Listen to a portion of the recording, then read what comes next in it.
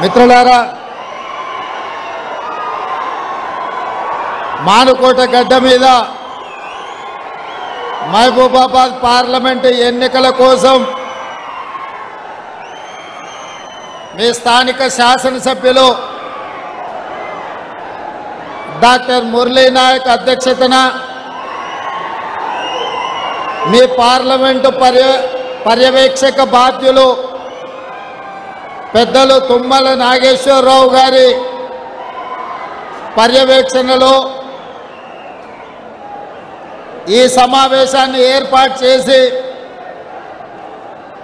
ఈ మానుకోట కాంగ్రెస్ పార్టీకి కంచుకోట నిరూపించిన మీకు అందరికీ మనస్ఫూర్తిగా ధన్యవాదాలు. ఈ సమావేశంలో మిత్రులు పొంగులేటి శ్రీనివాసరెడ్డి గారు, ఏఐసిసి సెక్రటరీ రోహిత్ చౌదరి గారు, ఖమ్మం మహబూబాబాద్ జిల్లాలకు సంబంధించిన కాంగ్రెస్ పార్టీ నాయకులు, శాసనసభ్యులు, జిల్లా పార్టీ నాయకులు, మండల పార్టీ నాయకులు, గ్రామ శాఖ అధ్యక్షులు, ఈ ప్రాంత కాంగ్రెస్ పార్టీ కుటుంబ సభ్యులందరికీ మనస్ఫూర్తిగా నమస్కారాలు, అభినందనలు. మిత్రులారా, ఈరోజు ఇక్కడికి వచ్చి మిమ్మల్ని చూసిన తర్వాత మానుకోట ఎప్పటికీ కాంగ్రెస్ పార్టీకి కంచుకోట అని చెప్పి ఈరోజు మీరు నిరూపించను. ఈ సమావేశంలో కాంగ్రెస్ పార్టీ కార్యకర్తలే కాకుండా ఇండియా కూటమి భాగస్వాములు, సిపిఐ నాయకులు, కోదండరామ్ గారు తెలంగాణ జనసమితి హాజరై ఈరోజు కాంగ్రెస్ పార్టీని గెలిపించడానికి ముందుకొచ్చిన మా కమ్యూనిస్టు సోదరులకు కూడా మనస్ఫూర్తిగా నేను అభినందనలు తెలియజేస్తున్నా. మిత్రులారా, నిన్న మొన్న కార్యక్రమాల ఒత్తిడి వల్ల, కొన్ని పార్టీల నిర్ణయాల వల్ల సిపిఎం, సిపిఐ, తెలంగాణ జనసమితి నాయకులతో మాట్లాడి ఎన్నికల్లో వారి సంపూర్ణమైన మద్దతు తీసుకోవడానికి ఆలస్యమైంది. ఇప్పుడు ఆ సంప్రదింపులకు ఉప ముఖ్యమంత్రి బట్టి విక్రమార్క గారిని కాంగ్రెస్ పార్టీ వారికి బాధ్యత ఇచ్చిండ్రు. రాబోయే 2-3 రోజుల్లో మిత్రులు బట్టి విక్రమార్క గారు, నేను, కమ్యూనిస్టులను, కోదండరామ్ గారిని, ఇతర కలిసి వచ్చే ప్రజా సంఘాలతో చర్చించి రేపు జరగబోయే పార్లమెంట్ ఎన్నికలలో ప్రజాస్వామ్యాన్ని రక్షించడానికి, నరేంద్ర మోడీని, బీజేపీని ఓడించడానికి అన్ని శక్తులను కూడగట్టుకొని సర్వం ఒడ్డి రాబోయే పార్లమెంట్ ఎన్నికల్లో ఇండియా కూటమిని గెలిపించి జూన్ 4 నాడు ఫలితాలు సాధించి జూన్ 9 నాడు ఢిల్లీ ఎర్రకోటపై 3 రంగుల జెండాను ఎగరేసి మన నాయకుడు రాహుల్ గాంధీ గారు ప్రధానమంత్రిగా ప్రమాణ స్వీకారం చేయబోతున్నారు. మిత్రులారా, నేను ఇవాళ మానుకోట ప్రజలు నేను అడగదలుచుకున్నా. ఈ ప్రాంతంలో 10 సంవత్సరాల నుంచి కారు గుర్తులే అధికారంలో ఉన్నారు. సర్పంచులు వాళ్ళే, ఎంపీటీసీలు వాళ్ళే, జడ్పీటీసీలు వాళ్ళే, ఎమ్మెల్యేలు వాళ్ళే, ఎంపీలు వాళ్ళే, మంత్రులు వాళ్ళే, ముఖ్యమంత్రులు వాళ్ళే ఉండ్రి. మరి 10 సంవత్సరాలల్లా ఈ ప్రాంతానికి రావాల్సిన నిధులు వచ్చినాయా? బయ్యారం ఉక్కు కర్మాగారాన్ని తెచ్చిండ్రా? కాజీపేట రైల్వే కోచ్ ఫ్యాక్టరీని వరంగల్ ప్రాంతానికి తీసుకొచ్చిండ్రా? ములుగులో ప్రకటించిన గిరిజన యూనివర్సిటీ ఆలస్యం కావడానికి కారణం ఏంది? ఈ ప్రాంతంలో సాగునీటి ప్రాజెక్టులు పూర్తిగాక సీతారామ ప్రాజెక్టు అట్లనే ఎండబెట్టి కాళేశ్వరాన్ని కూలగొట్టి పాలమూరు రంగారెడ్డి ఎత్తిపోతల్ని పడావు పెట్టి ఈరోజు తెలంగాణను దివాలా తీపిచ్చారు. అందుకే మిత్రులారా, మొన్న జరిగిన డిసెంబర్లో ఎన్నికలలో కల్వకుంట్ల చంద్రశేఖరరావును, బీఆర్ఎస్ను బండకేసి కొట్టిండ్రు. 100 మీటర్ల గోతి తీసి పాతి పెట్టింది మీరే కదా. మరి ఇవాళ నేను అడుగుతున్నా, ఢిల్లీలో ఉండే మోడీ, గజ్వెల్ ఫామ్ హౌస్లో ఉండే కేడి వీళ్ళిద్దరు తోడు దొంగలు, వీళ్ళిద్దరు కలిసి గూడు పుటాని చేసి తోడు దొంగలే తెలంగాణ ప్రజల యొక్క హక్కులను కాల రాసి తెలంగాణకు తీరని అన్యాయం చేసింది. మరి తోడు దొంగలల్లా ఒక దొంగను బండకేసి కొట్టి రెండో దొంగను మీరు వదిలిపెడతారా అని నేను మిత్రులను అడగదలుచుకున్నా. ఇవాళ ఇక్కడున్న కేడీకి మద్దతు పలికింది మోడీ కదా. కాళేశ్వరంలో 1,00,000 కోట్లు దోసుకుంటుంటే పట్టుకొని కటకటాలు లెక్క పెట్టించాల్సిన నరేంద్ర మోడీ, భారతీయ జనతా పార్టీ కేసీఆర్ ఇచ్చే కమిషన్లకు కక్కుర్తిపడి ఇవాళ కేసీఆర్ దోపిడీకి అనుమతి ఇచ్చాడు. అదేవిధంగా పార్లమెంటులో ఎప్పుడు అవకాశం వచ్చినా, ఏ బిల్లు వచ్చినా రైతు వ్యతిరేక నల్ల చట్టాలు, నోట్ల రద్దు, జీఎస్టీ బిల్లు, ట్రిపుల్ తలాకు, 370 ఆర్టికల్ ఇలాంటి చట్టాలు ఏ వచ్చినా పార్లమెంటులో నరేంద్ర మోడీకి అండగా నిలబడి బీజేపీని గెలిపించింది బీఆర్ఎస్ ఎంపీలు కాదా, మీ స్థానికంగా ఉండే మాలోతు కవిత కాదా అని నేను అడుగుతున్నా. ఆ కవిత అయినా ఈ కవిత అయినా చంద్రశేఖరరావు తరపున నరేంద్ర మోడీకి ఓట్లేసిన వాళ్ళు చెయ్యెత్తిన వాళ్ళే కదా. ఇవాళ మళ్ళీ ఏ మొహం పెట్టుకొని ఓట్లు అడగడానికి వస్తురని నేను అడుగుతున్నా. తండ్రిని ఇంటికి పంపిర్రు, తండ్రి కథ అయిపోయింది, ఇక బిడ్డ వంతు వచ్చింది. బిడ్డను కూడా జూన్ 1 తారీఖు నాడు ఇంటికి పంపించే బాధ్యత మా కాంగ్రెస్ పార్టీ కార్యకర్తలు తీసుకుంటారని నాకు సంపూర్ణమైన విశ్వాసం వచ్చింది. అందుకే మిత్రులారా, ఇవాళ ఈ ప్రాంతంలో ఓట్లు అడిగే అర్హత బీఆర్ఎస్కు లేదు, బీజేపీకి లేదు. నేను ఇవాళ ఈ వేదిక మీద నుంచి కిషన్ రెడ్డి గారిని, నరేంద్ర మోడీని నేను అడుగుతున్నా, మీరు 10 సంవత్సరాలల్లా మా పాలమూరు రంగారెడ్డి ఎత్తిపోతల ప్రాజెక్టు జాతీయ హోదా ఇచ్చిండ్రా? మా ఖమ్మం ప్రాంతంలో బయ్యారం ఇల్లందు ప్రాంతంలో బయ్యారం ఉక్కు కర్మాగారం కట్టి ఈ ప్రాంతంలో ఉండే ఆదివాసీలను, లంబాడీలను వేలాది మంది ఉద్యోగాలు ఇవ్వాలని సోనియమ్మ మంజూరు చేస్తే 10 ఏళ్ళు మా బయ్యారం ఉక్కు కర్మాగారాన్ని పాతరేసింది మీరు కాదా? పడావు పెట్టింది మీరు కాదా?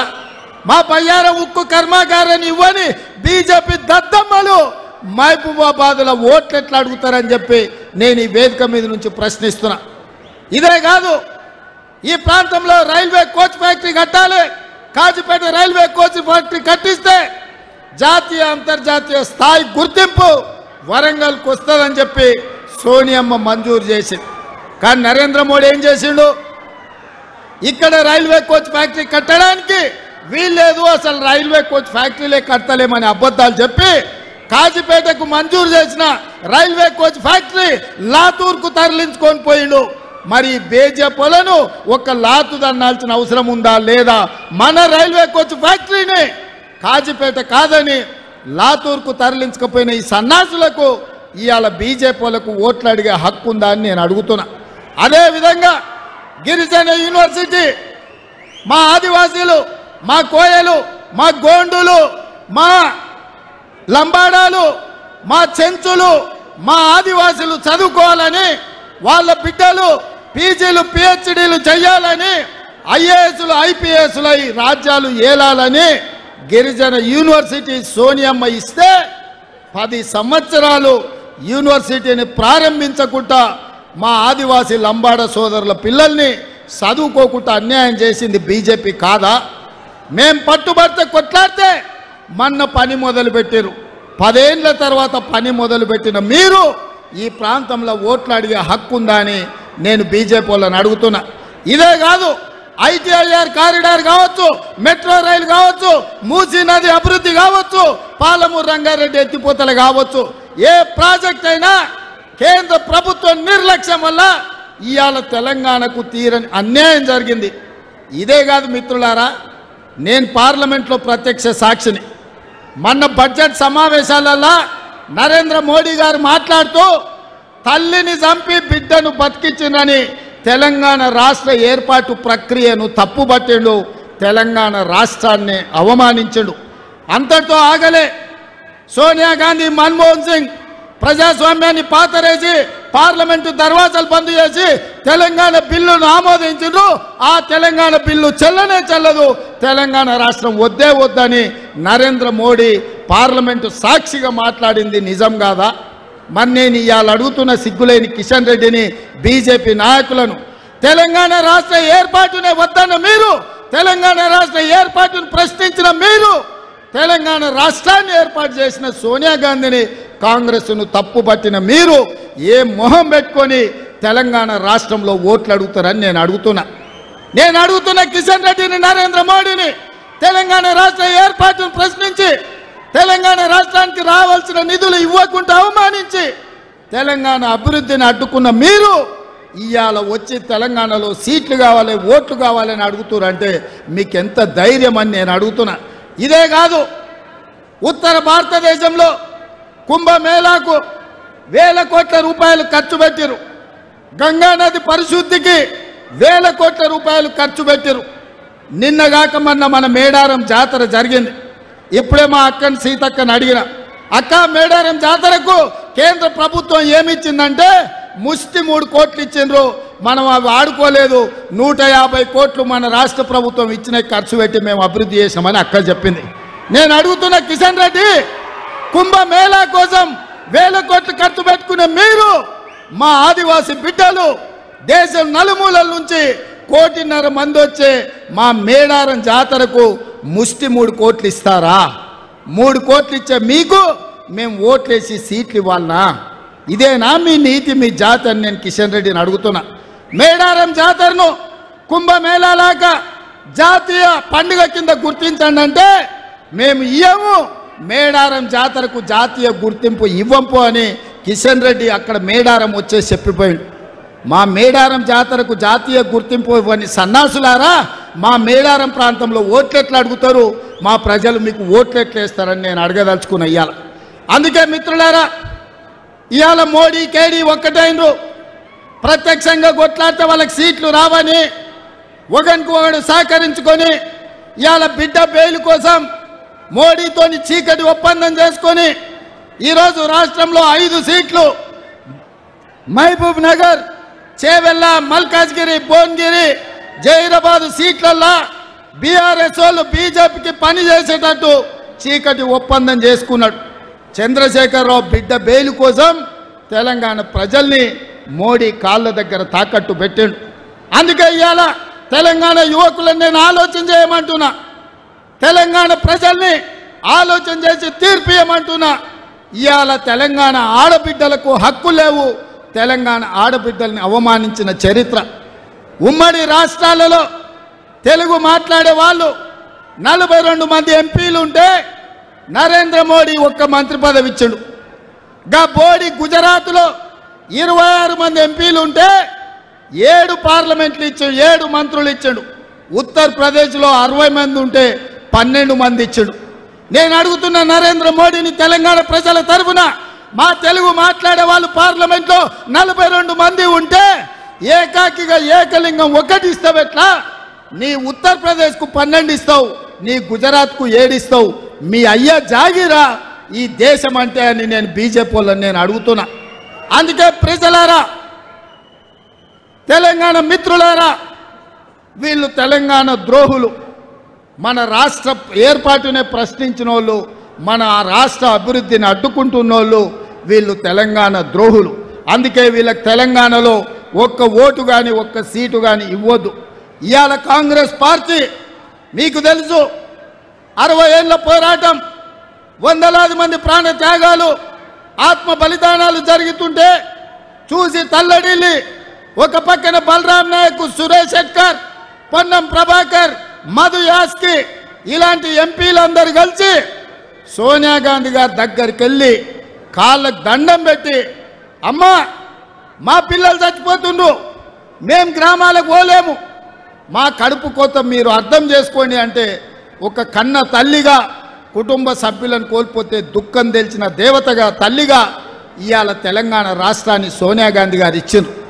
తెలంగాణ రాష్ట్రం ఇచ్చినాక ఆంధ్రప్రదేశ్లో పార్టీ మనుగడ కోల్పోయింది. తెలంగాణలో దాదాపుగా పరిస్థితి అక్కడికే వచ్చుండే, కేంద్రంలో అధికారం కోల్పోయింది. కానీ సోనియా గాంధీ ఏనాడు కూడా అధికారం కోసం తెలంగాణ కాదు, ప్రజల హక్కుల కోసం, పేదల ప్రాణాల కోసం, ఆత్మ బలిదానాలు చేసుకుంటున్న యువకుల ప్రాణాల సాక్షిగా ఈ తెలంగాణ రాష్ట్రం ఇచ్చింది సోనియమ్మ. నేను అడుగుతున్న మా మహబూబాబాద్ సోదరులను, తెలంగాణ రాష్ట్రం ఇచ్చిన తల్లిగా ఆమె బిడ్డ ఈ దేశానికి ప్రధానమంత్రి కాబోతున్నాడు. ఆమె బిడ్డను ప్రధానమంత్రిని చేయాల్సిన బాధ్యత మన మీద లేదా? మహబూబాబాద్లో గెలిపించాల్సిన బాధ్యత మన మీద లేదా అని నేను అడుగుతున్నా. అందుకే మిత్రులారా, జూన్ 4 నాడు ఫలితాలు వస్తాయి. జూన్ 9 నాడు ఎర్రకోట మీద 3 రంగుల జెండా ఎగరేసి రాహుల్ గాంధీ దేశానికి ప్రధానమంత్రి కాబోతున్నాడు. ఆ పండుగలో 14 మంది ఎంపీలను నేను, మా తుమ్మల గారు, మా పొంగులేటి గారు 14 మందిని ఎంబడి పెట్టుకొని ఆ పండుగకు పోవాలి, మీరు మద్దతు ఇవ్వాలి అని నేను అడుగుతున్నా. ఇదేమన్నా తప్ప అని మిత్రులను నేను అడుగుతున్నా. ఇది సోనియమ్మ తెలంగాణ ఇచ్చిన తల్లి. రేపు ఆమె బిడ్డ ఈ దేశానికి ప్రధానమంత్రి కాబోతున్నాడు. కన్యాకుమారి నుంచి కశ్మీర్ వరకు 150 రోజులు 4000 కిలోమీటర్లు మండు టెండల్లో, మంచు కొండల్లో దళితుల కోసం, గిరిజనుల కోసం, ఆదివాసుల కోసం, మైనారిటీల కోసం, మహిళల కోసం అకుంఠిత దీక్షతో పాదయాత్ర చేసి ప్రాణాలకు తెగించి పోరాడిండు మన రాహుల్ గాంధీ. మణిపూర్ మండిపోతుంటే మణిపూర్ నుంచి ముంబై వరకు 6700 కిలోమీటర్లు సుదీర్ఘమైన ప్రయాణం చేసి ప్రజల మధ్యలోకి వచ్చిండు. ఇంతకంటే ప్రజల కోసం కొట్లాడే నాయకుడు ఈ దేశంలో ఉన్నాడా? మరి అట్లాంటి నాయకుడికి అండగా నిలబడాల్సిన బాధ్యత 4 కోట్ల తెలంగాణ ప్రజల మీద ఉన్నదా లేదా ఆలోచన చేయండి మిత్రులారా.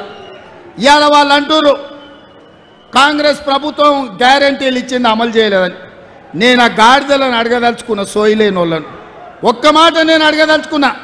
10 ఏళ్ళు కేడీ ఇక్కడున్నాడు, 10 ఏళ్ళు మోడీ అక్కడున్నాడు. మోడీ రైతులకు 2 ఆదాయం చేస్తా అన్నాడు. ప్రతి సంవత్సరం 2 కోట్ల ఉద్యోగాలు, 10 ఏళ్లలో 20 కోట్ల ఉద్యోగాలు ఇస్తా అని 7 లక్షలు కూడా చక్కగా ఇవ్వలే. రైతుల ఆదాయం సంగతి దేవుడెరుగు, రైతులను కాల్చి చంపిండు ఢిల్లీలో. అదేవిధంగా ప్రతి పేదవాడికి ఇల్లు ఇస్తా అన్నాడు, తెలంగాణలో ఒక్క ఇల్లు ఇవ్వలే.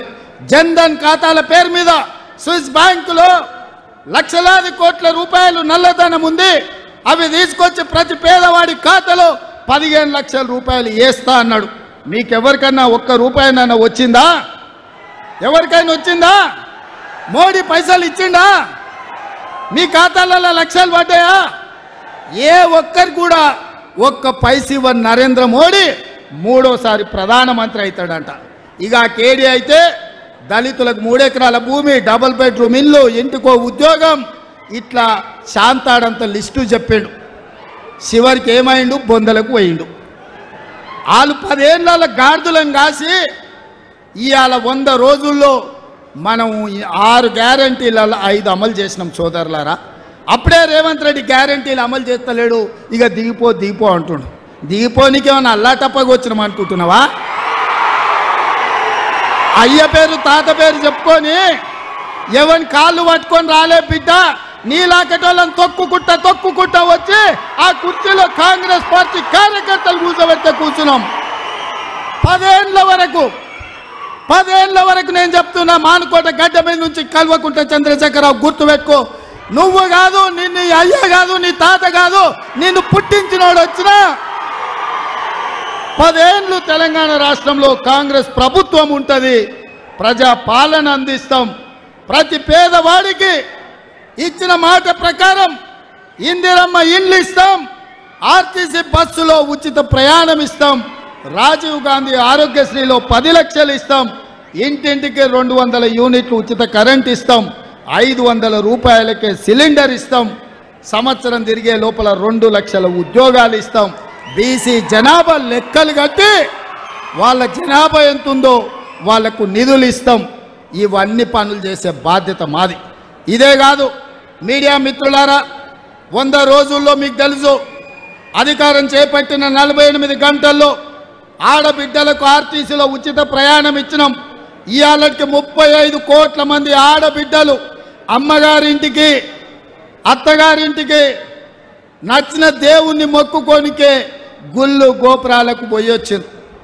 10 లక్షల రూపాయల రాజీవ్ ఆరోగ్యశ్రీ పథకం ద్వారా కార్పొరేట్ హాస్పిటళ్లలో వైద్యాన్ని పేదలకు అందించినాం.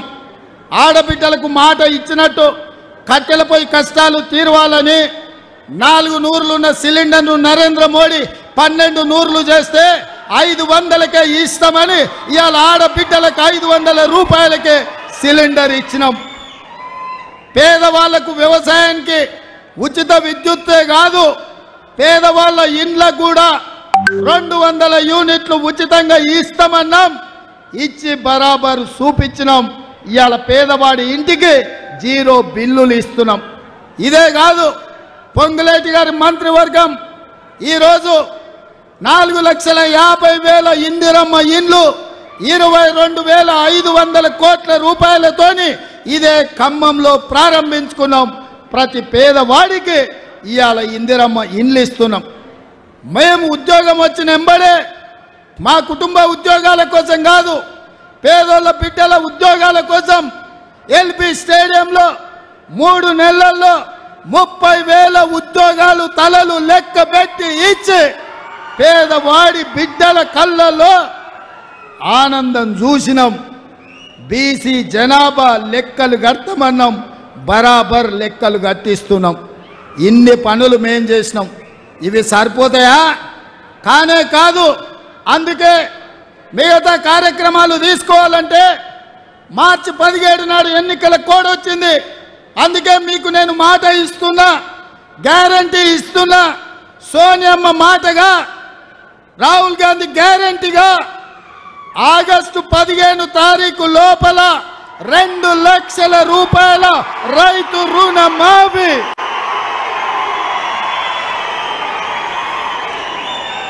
నా తెలంగాణ రైతాంగ సోదరులకు తుమ్మల నాగేశ్వరరావు గారి సాక్షిగా నేను మాటిస్తున్నా, భద్రాద్రి రాముడు సాక్షిగా నేను మీకు మాటిస్తున్నా, 15 ఆగస్టు లోపల 2 లక్షల రూపాయల రైతు రుణమాఫీ చేసి మీ రుణం తీసుకునే బాధ్యత నాది, ప్రజా పాలనది, కాంగ్రెస్ పార్టీది.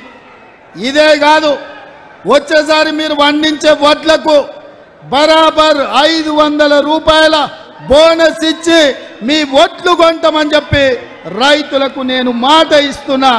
మీరు ఈరోజు మా 100 రోజుల పాలన చూడండి, మా ఆర్టీసీ బారస్ చూడండి, మా ఆరోగ్యశ్రీ పథకం చూడండి, మా గ్యాస్ సిలిండర్ చూడండి, మా ఉచిత కరెంటు చూడండి, మా ఇందిరమ్మ ఇళ్ళ పథకం చూడండి, మేము ఇచ్చిన 30,000 ఉద్యోగాలను చూడండి, మేము లెక్క పెడుతున్న బీసీల జనాభా చూడండి, మేము మాఫీ చేయబోయే 2 లక్షల రైతు రుణమాఫీ చూడండి, మేము ఇయ్యబోయే 500 బోనస్ చూడండి. ఇవన్నీ మేము చెయ్యాలి, మేము చెయ్యాలని కంకణ బద్దులమై ఉన్నాం. మరి మిమ్మల్ని ఏమడుగుతున్నాం మిత్రులారా? మేము మనులు అడిగినామా? మాణిక్యాలు అడిగినామా? వజ్ర వైదూరాలు అడిగినామా? లేకపోతే ఈ ప్రాంతంలో ఉన్న మీ భూములు అడిగినామా? ఏం అడగలే కదా. మేము అడిగింది ఒకే ఒక్క ఓటు. మీ కుటుంబం ఎంతో మంది ఎన్నోసార్లు ఎవడెవడుకోసాను. ఈ